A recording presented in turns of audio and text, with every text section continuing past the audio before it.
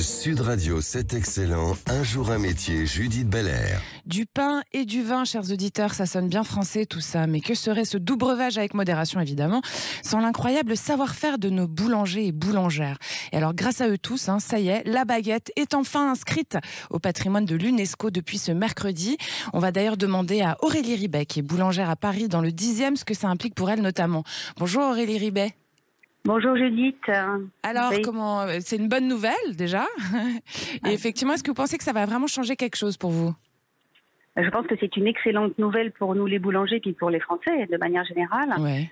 J'espère que ça va finir d'ancrer le fait que le pain c'est bon pour la santé quand on le fait de manière traditionnelle. Et puis j'espère aussi que ça va inciter des personnes à venir rejoindre ce très beau métier parce qu'on a besoin de bras et de mains pour bien le faire. Et j'espère que ça va donner envie à certains aussi de venir nous rejoindre. Oui, parce que je crois qu'il y a à peu près 3000 postes à pourvoir en boulangerie sur la France, c'est ça ? Absolument. Ouais. Et on peut m'appeler d'ailleurs. D'accord, vous êtes en recherche active actuellement. Cherche un boulanger. D'accord, alors je dis pour tout le monde que la boulangerie d'Aurélie Ribet à Paris, c'est au 36 bis rue de Dunkerque dans le 10e, donc vous êtes facilement trouvable. Et alors moi je la connais, je suis passée devant votre boulangerie. Vous avez dans la vitrine des pains artisanaux qui donnent très envie.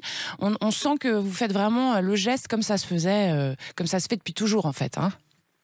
L'objectif, moi, c'est d'effectivement respecter une bonne fermentation, d'avoir un toucher de pâte, parce que c'est un des plaisirs en tant que boulanger de pouvoir toucher la pâte et de pouvoir la travailler. Ouais. Donc, et pas utiliser que des machines pour ça. Et c'est vrai que j'aime bien le format grande pièce aussi, parce que c'est généreux et ça permet aussi de le faire à la coupe et donc de répondre aux besoins de chacun et de pas pousser à la surconsommation et de pas gaspiller le pain. Voilà. Donc c'est un métier de générosité que vous faites, de transmission aussi, Aurélie Ribet. Ah oui, c'est un métier de transmission. Je ne pouvais pas concevoir de devenir boulangère sans avoir à mes côtés des apprentis avec lesquels j'apprends moi aussi d'ailleurs. Ils savent aussi m'apprendre plein de choses, mais c'est un métier de partage, d'amour et de communication, d'entraide. C'est un très beau métier. Et chez vous, c'est une reconversion, c'est ça qui est sympathique, c'est que vous avez commencé il n'y a pas si longtemps que ça à devenir boulangère. Vous étiez avant dans le système bancaire, ce qui n'a strictement rien à voir. Et du coup, c'est peut-être ça aussi qui vous a donné envie, ce contact direct avec les gens.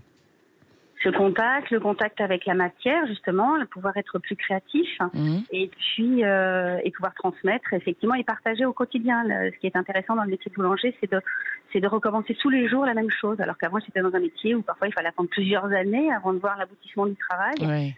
Et là, tous les jours, on a le résultat et tous les jours, on peut recommencer, on peut s'améliorer aussi. D'accord. Et alors, Aurélie Ribet, on a envie de savoir qu'est-ce que c'est une excellente baguette ? Une excellente baguette, c'est une baguette qui est bien fermentée, qui est faite selon moi avec du levain liquide ou de la pouliche, ce que j'utilise moi, qui va donner un très bel alvéolage, qui va donner une bonne conservation. C'est une baguette croustillante, évidemment. Croustillant, oui. Oui, forcément, un peu plutôt bien cuite, même si les gens la préfèrent pas trop cuite. Pourquoi c'est mieux bien cuite ? Parce que bien cuite, ça développe un peu les arômes, ça permet une meilleure conservation et voilà, en termes de goût, je trouve que c'est plus intéressant. Voilà. Tout ce que vous faites, c'est 100% maison, Aurélie Ribet. C'est 100% maison, c'est fait au levain pour le pain, c'est fait de noiserie avec du beurre AOP, donc on essaie de sourcer des matières premières qui soient le plus françaises possible et Île-de-France aussi. Voilà, on essaye de pas caser. Voilà.